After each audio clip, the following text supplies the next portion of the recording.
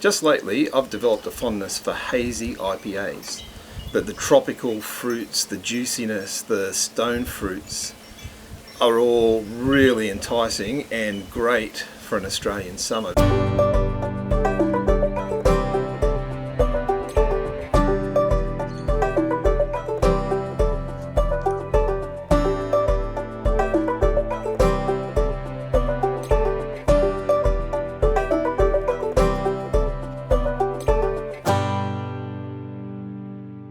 Hazies aren't something that I've got a lot of experience with.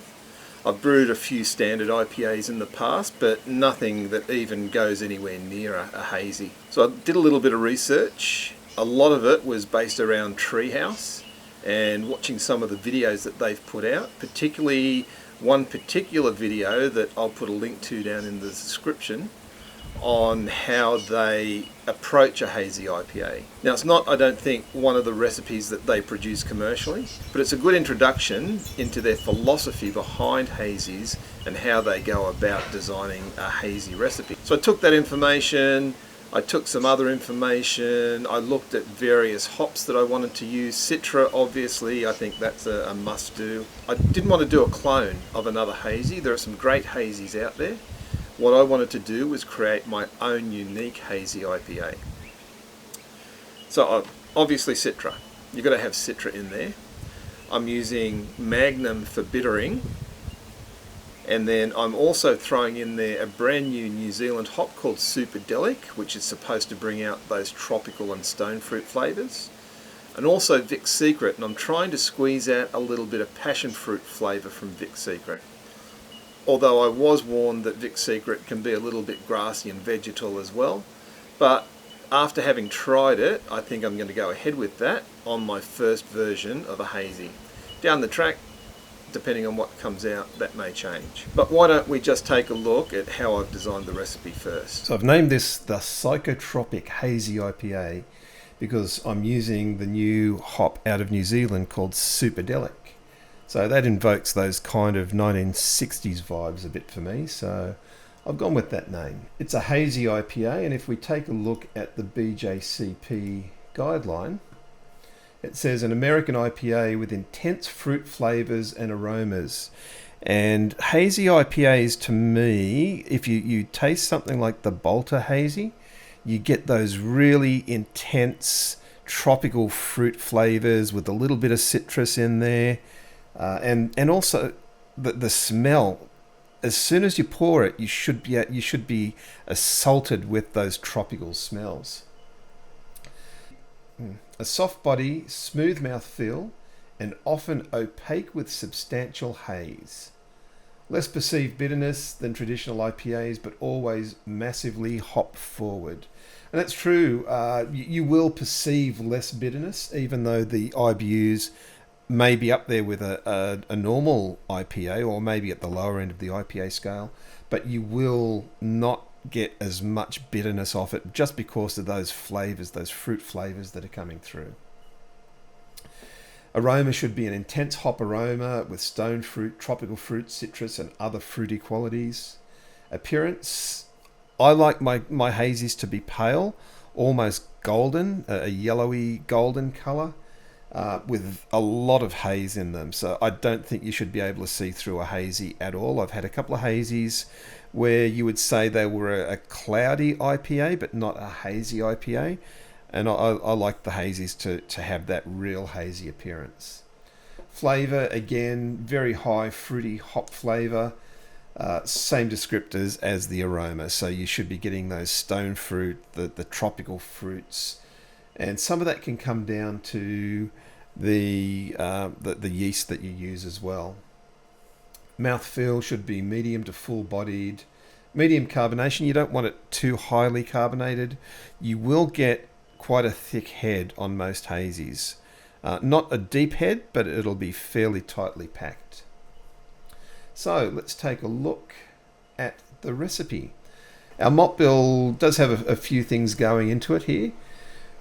We've got, in 17 kilos of malt, we've got 13 kilos of the Veillman pale malt, 1.7 kilos of flaked oats, 870 grams of Carapils Carafoam from Veillman, 870 grams of Weimann Vienna malt, and 870 grams of Weimann wheat malt.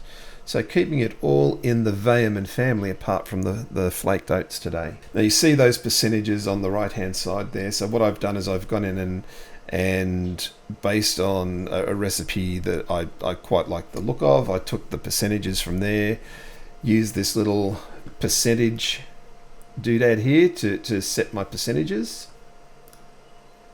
and then set my OG so that it falls into the sort of the mid-range of original gravities in our little dashboard panel here. Now hops, this is where things do get complicated. So I'm using Magnum hops for the bittering hop here. We've got 20 IBUs of Magnum, and this hop schedule's based largely on a Treehouse video that they put out a little while ago on one of their hazy, I'd say it's probably not a hazy recipe that they've created or that they've produced commercially, but I'd say it's a kind of hazy, it's very much a hazy IPA that Treehouse would put out. Then I've gone for 5 IBUs of Superdelic, 5 of Vic Secret, and 5 of Cryo Citra at the 20-minute mark. And that gives us a total of 35 IBUs. Now, you would normally think that's quite a hoppy beer. But as I said, in the Hazy IPA, it's not going to come across so hoppy, or so bitter rather, because of the other flavours that you're getting in there. At 0 minutes, we're adding in the same amounts of Superdelic, Vic Secret, and Cryo Citra as we added in at the 20-minute mark. And I'm using Cryo Citra in this recipe just to reduce on the amount of hop material. If I could find Cryo Superdelic and Cryo Vic Secret locally, I'd use them as well, because the cryo hops allow you to reduce the amount of hop material going into your beer. It means that you lose less volume of beer to the hops, because the hops are going to soak up some of your wort. Moving on, at the 7-day mark, or for me, as soon as primary fermentation is finished, I'm going to dry hop with 240 grams of Superdelic and Vic Secret and 120 grams of Cryo Citra. Now that works out to 4 grams per litre of Superdelic and Vic Secret and 2 grams per litre of Cryo Citra. That Cryo Citra is the equivalent to 4 grams per litre. That comes out to a total of 12 grams per litre. I've dropped it down a little bit. The reason I've dropped it down, originally I was going with 5 grams per litre of each, because the Treehouse video said start your dry hop at 15 grams per litre, and anywhere up to 30 grams per litre is fine. I'm only going to dry hop for 2 days as well. So after 2 days, I'm going to purge the hops from the bottom of the conical fermenter and get them out of there, because what I don't want is to generate any hop burn. And hop burn happens when you leave hops on your beer for too long, and what you end up with is like this hoppy burning sensation at the back of your throat. This is an experimental batch. I don't want to go in there too aggressively and find that I've overhopped. I'd rather underhop the first time and still have a drinkable beer, and then maybe change the profile on the next batch and the next batch and the next batch. So if we take a look at our statistics, we've got a 6.8% ABV, an OG of 1070, a final gravity of 1018. Now that's a little bit above the guideline for a hazy IPA, but as I said, I don't mind a little bit of residual sweetness in a hazy IPA to bring out those fruit flavours. EBC of 11, so it's going to be quite a pale beer, and it's going to be very cloudy with the addition of those oats and the wheat malt. 35 IBUs and a BU-GU ratio of 0.5. So kind of middle of the range. It's going to be fairly well balanced between bitterness and gravity. Now, what yeast are we using on this? Well, it says here 2 packets of Y Yeast Labs 1318. I'm actually going to build a starter from a single pack of Y Yeast 1318. That's the London Ale 3 strain.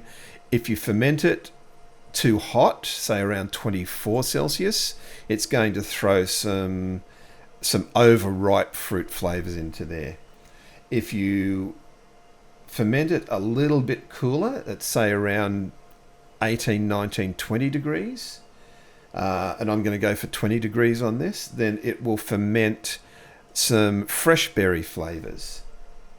We're going to ferment, taking a look at our fermentation profile, primary at 20 degrees for 7 days or until primary fermentation stops. As soon as I see 2 days in a row with the same specific gravity, I'm then going to soft crash for secondary down to 16, and that's when I'm going to dry hop. As soon as that temperature hits 16, in goes that, how much is it? 240, 120, it's 500 and 600 grams of dry hop. Our mash profile for this one is fairly simple. It says strike temp of 71, but I'm going to start with a strike temp of 69 for reasons I've explained before. I find that my strike water doesn't drop as much in temperature when I add the grains. And because I'm using the Brewzilla Gen 4 100 litre, it's got 6,000 watts of power to push in there. If it does drop below the 67, it's only going to take minutes for it to bring it back up to 67. Whereas if I start with a strike temperature of 71 and it only drops to 69, it could take up to 30 minutes to get back down to 67 Celsius, especially seeing as we're coming into summer now. And then mash out at 10 Celsius. Our water profile, we're going for 125 parts per million of calcium, 14 of magnesium, 32 of sodium, 220 of chloride, 110 of sulfate, and 16 of HCO3 and 16 of carbonate. That's keeping the 2-to-1 sulfite to chloride ratio, which is really going to bring out that hop flavour. And with that, let's get on with the brew day. At the suggestion of a couple of viewers who saw the episode on setting up the Maltzilla, I've remounted the Maltzilla itself above the baseboard, and that way it leaves more room in the bucket to fill up with grain, and also the Maltzilla itself isn't going to get covered in grain powder. We've got 17 kilograms of grain to go through the Maltzilla now for our Hazy IPA. First batch is 13.04 kilos of pale ale malt, white Vehemen pale ale malt. And that's going to take at least, well, this is a very full bucket. It's going to take at least 2 runs to get that done. And then once I've done that, I'll grab the other malts and put them through as well. So let's start this up.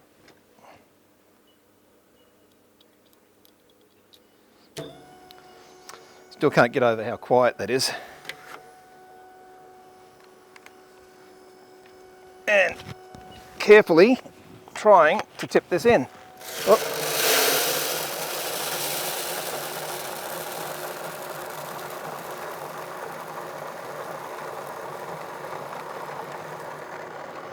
The brew house is really full at the moment, but there looks like there's quite a bit of froth on the top from the grains when I've mixed them in with my stirrer.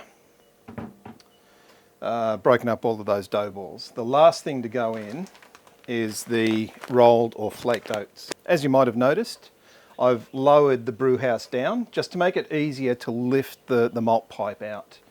I've also got a proper pulley to lift it out as well, because this is going to be quite a heavy grain basket. This is the biggest grain bill that I've ever brewed. Let's get the oats in there, get them stirred in,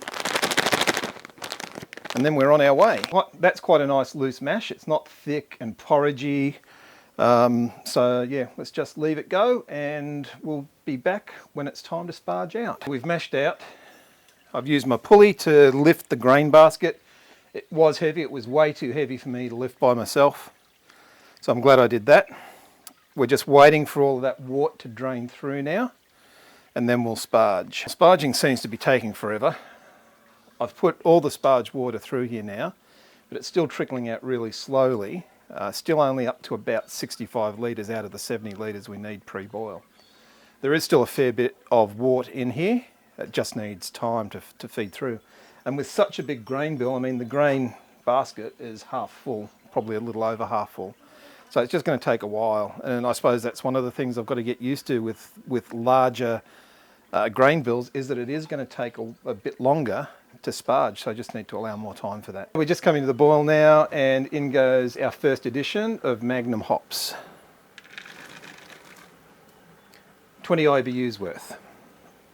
With 20 minutes to go and my German Leichbier in hand, we add 5 IBUs each of Citra, Superdelic and Vic Secret. And at 0 minutes to go, here's another edition of Citra, Superdelic and Vic Secret. I've added the flame out hops.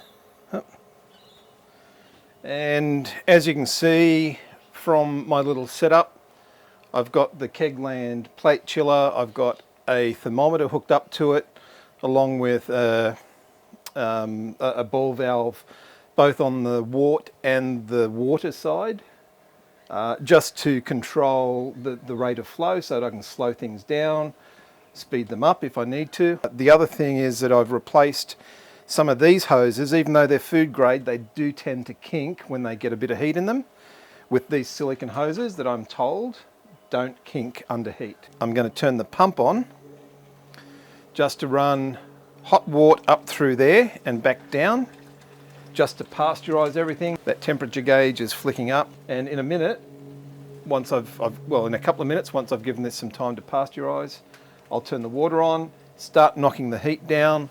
When I see this come down to about 20, if I can get it under 20, I'll be really happy. Then I'll throw it into the fermenter and just chill it down the last bit there, down to 16 degrees for pitching the yeast in.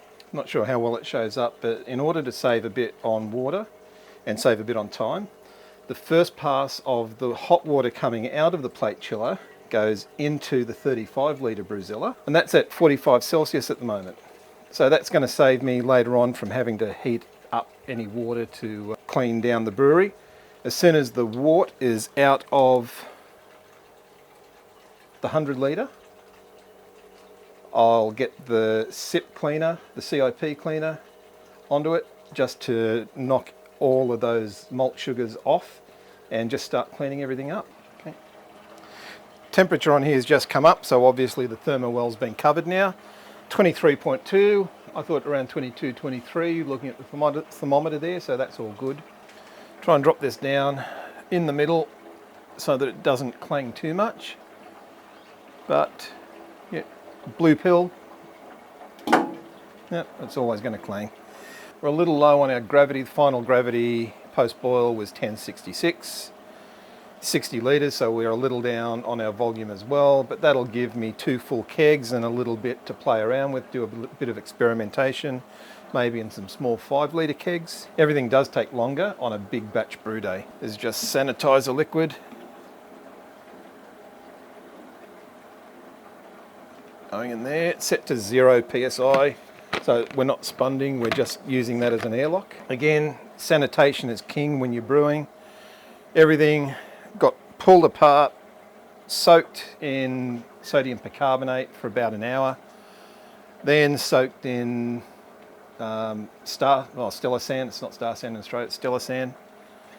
Yeah, so it got soaked in Stella Sand for about 15 minutes, half an hour, and as I've put everything back on, I've also used that spray bottle just to spray the surfaces, all those contact surfaces, to make sure that they're all clean and sanitized as well.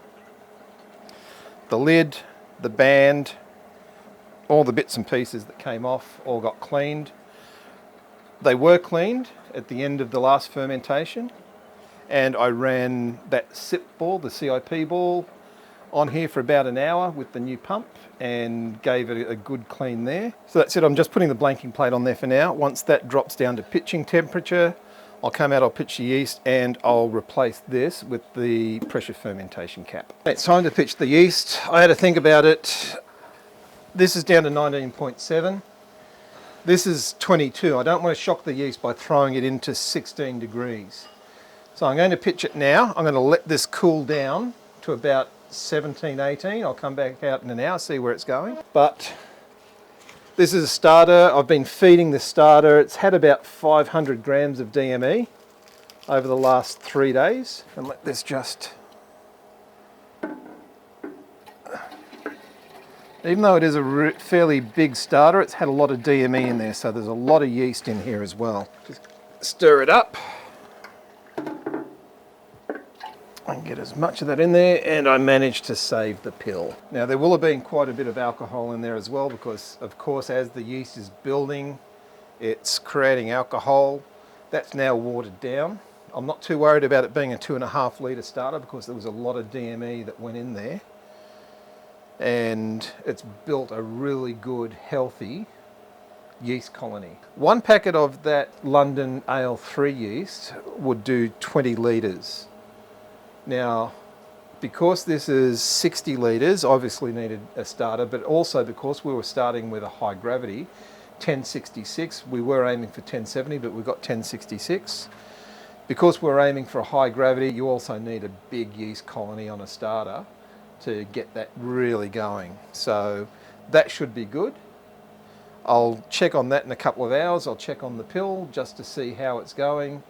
But I don't expect to see any activity on that gravity coming down for about, another 12 to 24 hours. 12 hours later, and we have a very active fermentation going on here. As you can see from the chart, fermentation was over and done with in 2 days, but I left it at fermentation temperature for another 2 days just for the yeast to clean up any off flavours that might have been hanging around, any DA or anything like that, before I soft crushed, dry hopped, and then 2 days after dry hopping, I removed the dry hop from the conical and crashed down to 1 Celsius. As you can see from the tail of the graph there, that wasn't too successful. My glycol chiller started having a few issues. So in the end, I didn't quite hit the numbers that I was aiming for, but that's okay. A 6.8% beer is plenty enough. I mean, I'll tell you now, this thing, 6.8% will kick your ass if you're not careful. It's very easy to drink, and the alcohol just kind of sneaks up on you. It's quite easy to down 4 or 5 of these and not really notice it. It's been in the keg for 2 weeks now. I've been sampling it every now and again. Might have taken a big sample last weekend. Just to see how it's progressing. It started off quite harsh. There was a bit of hop burn in it, I suspect. But that has settled right down now. After 2 weeks in the keg, I'm not noticing any hop burn at all. The smells that are coming off that are just beautiful. I'm getting all of those tropical fruits. There's mango and pineapple and pawpaw, passion fruit, which I was really aiming for. Oh, it's like an alcoholic fruit juice. It really is. Like you've taken a tropical fruit juice and just added a bit of carbonation and a couple of nips of vodka to it. It really is beautiful. As far as aroma, spot on. As far as look, well, the head has started to dissipate a little now, but I poured this probably 3 minutes ago. So it's quite a long-lasting head. It's quite a thick, moussey head. My kegerator setup, I need to adjust a few things on there because the first pour off a tap comes out quite frothy. So it took a little while for the head to settle down on this. Yeah, the kegerator, I need to replace the font fan because that's not working. It stopped working. And I also need to put the neoprene sleeve on there to hold that cold in, because Australia in summer, we're hitting 30 degrees Celsius by 9 a.m. And the days are getting quite hot at the moment. But as far as looks go, it's quite a nice yellowy colour.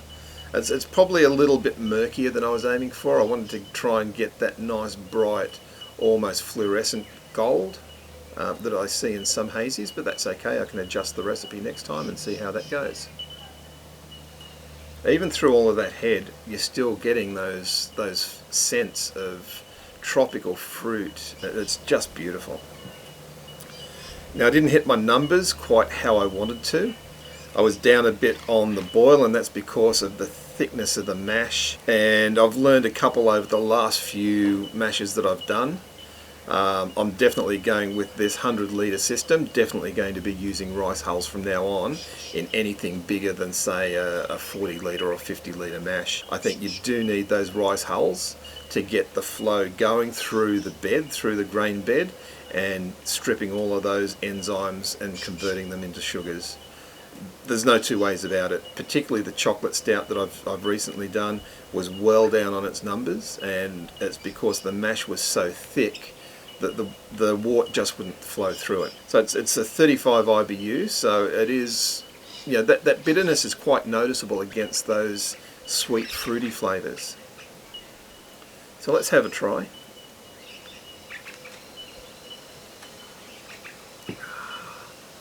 Yeah, all of that hop burn is gone now. It's just leaving me with those fresh fruit flavours.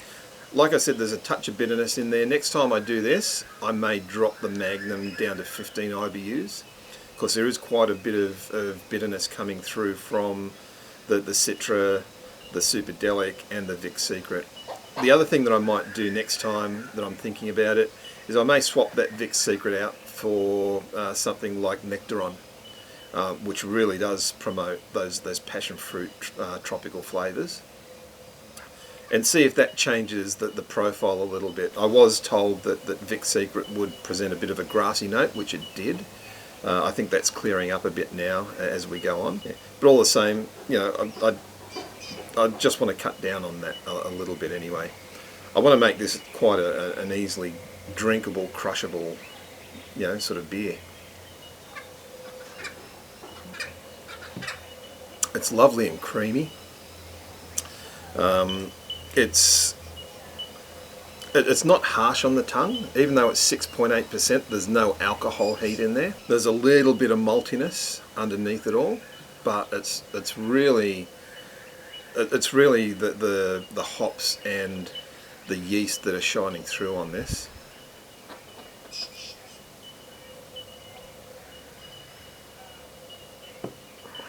So, will I brew hazies again? Absolutely. I've had hazies in the past that I wasn't too impressed with, which is why I've never really tried them. But when I tried the Bolter, that was it. And I think it was Bridge Road put out a wet hop or a fresh hop Hazy IPA, and that was just sensational. If I could get my hands on some wet hops, then I'd try that out as well. But it really is a sensational beer. It's, you know, I can't say anything. Yeah, there are some faults in it. There are some flaws. You know, the colour I'll tweak a little bit. The bitterness I'll tweak a little bit. The hops, you know, next version, as I say, I'm going to try Nectaron. But all in all, it's a great beer. It turned out pretty much how I wanted it to. So if you're brewing your own Hazy IPA, I'll throw a link to my recipe down in the description. Don't forget to change your water and your equipment profile if you do download it. They're probably the two most important things to look out for when you take somebody else's recipe, is to make sure that you're setting it up for your own equipment and your own water profile. Now, as far as you know, as far as anything else, if I recommend, you know, trying this. If you haven't brewed a Hazy IPA before, go out and get yourself a really good example. If you're not familiar, ask someone who is. If you're in Australia, the Bolter Hazy IPA, the Bridge Road wet hop or fresh hop, I can't remember what it was called, are just two examples of really good Hazy IPAs. Black Hops, I think it is, do a goat Hazy IPA or something like that. I can't remember what it is. It's a while since I've had one, and that's a really good example of a hazy as well. Apart from that, you know, get in there and try it. It is a bit of an expensive beer to brew because of all the hops that you put in, but it really is enjoyable, especially on days like this where we've got, well, we're getting a bit of cloud now, but we've had sun all morning. You know, I've been doing stuff out in the farm, and I've just come in now because it's midday, so we're getting the heat of the day. It's too hot to work at the moment. Anyway, I hope you've enjoyed this episode. If you're going to brew it yourself, get into it. Make sure that you choose really good quality ingredients though. As I said, I'm going to be changing it up a little bit. The London Ale 3 that I used on this, I have saved, so I'll be using that again when I do another version. If you watch that episode, I'll put a link to it where I actually save the yeast and show you how to harvest your own yeast so that you can reuse it time and again. The only thing that we ask is that you do us a favour and click the like button. Yeah, let YouTube know that the content's valuable that you've enjoyed it, and that way it gets recommended onto other people. Also, if you want to see more stuff from us, click on the subscribe button and the notification bell, and you'll get informed when we're releasing new videos. Coming up to Christmas, that's going to be fairly regularly. I'm going to be doing a mash a week at least to get the beer stocks up for Christmas. I want to have at least 4 beers on tap for Christmas Day. My Mexican lager, Christmas stout. I don't know what else I'm going to do at the moment. I haven't really decided. But those episodes will be coming up fairly shortly. But in the meantime, enjoy the hobby, but drink responsibly. Cheers.